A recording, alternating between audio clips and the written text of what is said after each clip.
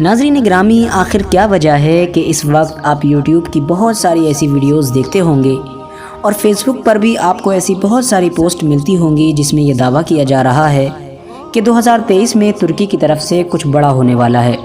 لہٰذا آخر کیا وجہ ہے کہ 2023 کا اتنا چرچا ہے، 2023 میں ترکی کیا کرنے والا ہے، اور 2023 سے تمام بڑے بڑے اسلامی دشمن ملک جو اندرونی طور پر اسلام سے دشمنی رکھتے ہیں، بغض رکھتے ہیں، وہ 2023 سے کیوں خوفزدہ ہیں، کیوں اتنا ڈر رہے ہیں، اور کیا وجہ ہے کہ ترکی کے جو صدر ہیں یعنی president of Turkey Recep Tayyip Erdogan, وہ اکثر اپنی تقریروں میں کہا کرتے ہیں کہ 2023 کے بعد ترکی پہلا جیسا نہیں رہے گا۔ خوش آمدید ویورز، السلام علیکم ورحمۃ اللہ وبرکاتہ۔ میں سرتاج احمد ایوبی۔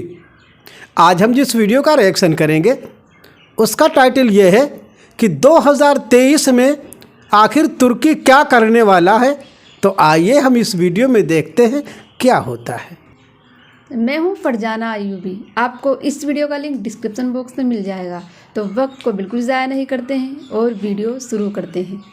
ناظرین گرامی، آخر کیا وجہ ہے کہ اس وقت آپ یوٹیوب کی بہت ساری ایسی ویڈیوز دیکھتے ہوں گے اور فیس بک پر بھی آپ کو ایسی بہت ساری پوسٹ ملتی ہوں گی جس میں یہ دعویٰ کیا جا رہا ہے کہ 2023 میں ترکی کی طرف سے کچھ بڑا ہونے والا ہے۔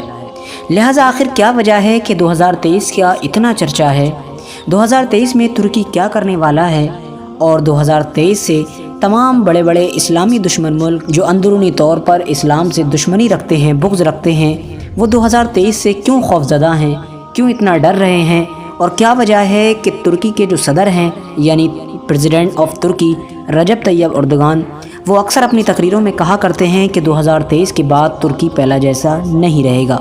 آخر کیا ہوگا کہ ترکی پہلے جیسا نہیں رہے گا؟ کیا بدلاؤ آئے گا؟ کیا وجہ ہے کہ لوگ یہ دعویٰ کر رہے ہیں کہ آنے والے 4-5 سالوں میں دنیا میں بہت کچھ تبدیل ہونے والا ہے؟ لہٰذا ان تمام چیزوں کے بارے میں آج کی اس ویڈیو میں ہم آپ کو بتائیں گے۔ 2023 کو سمجھنے کے لیے ہمیں سب سے پہلے 100 سال پیچھے یعنی 1923 میں واپس جانا پڑے گا۔ ناظرین گرامی، یہ کہانی شروع ہوتی ہے 1914 سے، جب فرسٹ ورلڈ وار یعنی پہلے جنگ عظیم شروع ہوئی تھی۔ جب فرسٹ ورلڈ وار کا خاتمہ ہوا تو اس وقت تک کروڑوں لوگ اپنی جان گنوا چکے تھے۔ لہٰذا اس کا خاتمہ ہونے کے ساتھ ساتھ اسلامی دشمن ملکوں کو ایسا موقع بھی میسر ہوا کہ ان لوگوں نے مسلمانوں کی سب سے بڑی ریاست اور سب سے لمبے وقت تک چلنے والی ریاست، جس کو ہم خلافت عثمانیہ یعنی سلطنت عثمانیہ کے نام سے جانتے ہیں، اس کو ختم کر دیا۔ لہٰذا اتنی بڑی ریاست اور اتنی مضبوط ریاست کو ختم کرنا اتنا آسان نہیں تھا۔ اس کے لیے انہوں نے بہت پہلے سے سازشیں رچنا شروع کر دی تھیں۔ خلافت عثمانیہ کے اندر اپنے ہی غدار اور اپنے جاسوسوں کو بٹھا رکھا تھا۔ ارطغرل غازی سیریل دیکھنے والے اچھی طرح یہ بات جان چکے ہوں گے کہ پہلے کے دور کا ماحول کیا ہوتا تھا۔ جب پہلے ہماری سلطنتیں ہوتی تھیں تو اس کو ختم کرنے کے لیے اور اس کو کمزور کرنے کے لیے ہمارے جتنے بھی دشمن ہوا کرتے تھے وہ ہم سے جنگ کے لیے سامنے نہیں آیا کرتے تھے، کیونکہ ان کو پتہ تھا کہ مسلمان کو ہرانا اتنا آسان نہیں۔ لہٰذا ہمیشہ سے ہی وہ لوگ وہی کام کرتے تھے جو ارطغرل غازی میں دکھایا گیا ہے، یعنی اندرونی طور پر غداروں کو خرید لیا کرتے تھے یا پھر اپنے خود کے آدمیوں کو جاسوس بنا کر ان میں بھیج کر ان کو کمزور کر دیا کرتے تھے۔ یہی ہوا 1923 میں۔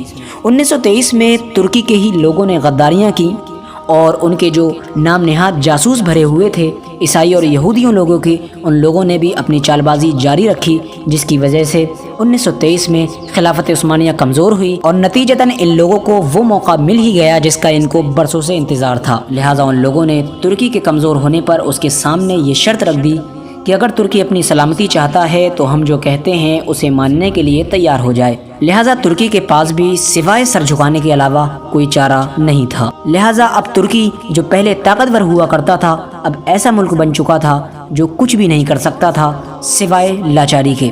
اس معاہدے میں جو شرطیں رکھی گئی تھیں ان میں سے کچھ کا ہم آپ کے سامنے ذکر کرتے ہیں۔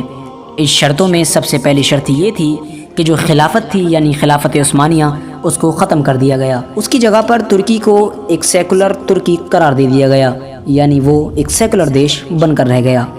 जितने भी खिलाफत उस्मानिया में तमाम देश आया करते थे, जैसा कि सऊदी अरब, लबनान और इसी तरह का मिस्र, आसपास की जितनी कंट्रीज़ थी सबको आज़ाद कर दिया गया। सब ने अपना अपना मुल्क अलग बसा लिया। लिहाजा उन शर्तों में से एक शर्त ये भी लगाई गई कि तुर्की अपनी ही ज़मीन से 100 सालों तक तेल नहीं निकाल सकता है। और उन्हीं शराइत में से एक शर्त ये भी थी कि तुर्की की जो बंदरगाह है जो यूरोप और एशिया दोनों को आपस में मिलाती है, जिसमें से बिजनेस के तौर पर बहुत से जहाज़ गुजर कर जाते हैं, लिहाजा उसको तुर्की के अपने हक से ही बाहर कर दिया गया। यानी ये कानून लगा दिया गया कि ये पूरी दुनिया की मिल्कियत है।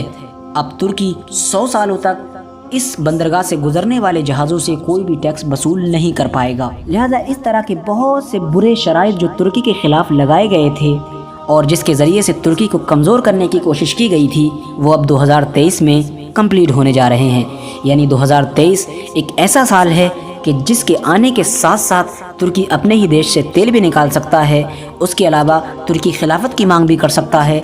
उसके अलावा तुर्की की अपनी बंदरगाह है जिससे वो बहुत सारा टैक्स वसूल करके अपने जीडीपी और अपनी इकॉनमी को बहुत ऊपर ले जा सकता है।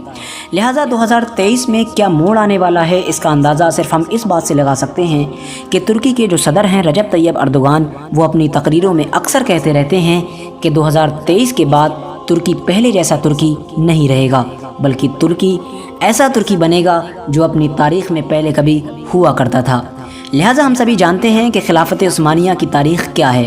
खिलाफत उस्मानिया अर्तुग़रुल गाज़ी के दौर से जो निकल कर आई थी वो तुर्की सल्तनत ही थी। तुर्की से छोटे से लोगों ने, एक कबीले में बसने वाले लोगों ने इस सल्तनत की बुनियाद रखी थी और पूरी दुनिया में इस्लाम का परचम लहराया था। ये इस्लाम की सबसे बड़ी सल्तनत थी। लिहाजा ये कहना बिल्कुल मुमकिन नहीं है कि 2023 के बाद क्या होगा या क्या नहीं होगा, लेकिन इतना ज़रूर कह सकते हैं कि यकीनन 2023 के बाद तुर्की पहले जैसा तुर्की बिल्कुल नहीं रहेगा।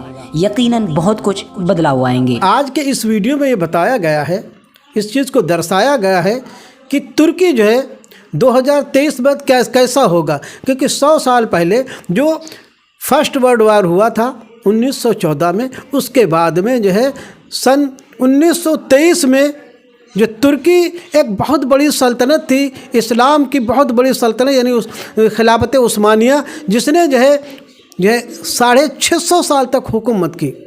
अंग्रेज़ों की और यहूदियों की साजिश से उसके टुकड़े टुकड़े हो गए और वो सल्तनत बिखर कर मतलब एक महदूद रह गई है। तो इसीलिए बताया जा रहा है कि 2023 में तुर्की का बदलाव होगा और ये जो सल्तनत बिखरी थी इसमें तमाम पाबंदियां तुर्की पर लगा दी गई थी कि आप तेल नहीं निकाल सकते हैं और जो बंदरगाह है उससे आप कोई भी टैक्स नहीं ले सकते हैं। अब वो 100 साल पूरे हो रहे हैं, इसी 2023 में वो 100 साल पूरे हो गए हैं। उस मुआहदे को ख़त्म कर दिया गया है। अब आइए देखते हैं कि आगे क्या होता है 2023 के बाद में। तो आपको इस वीडियो में सबसे अच्छा क्या लगा हमें कमेंट सेक्शन में ज़रूर बताइएगा। वीडियो को लाइक, शेयर एंड चैनल को सब्सक्राइब करें। तब तक के लिए अल्लाह हाफिज़।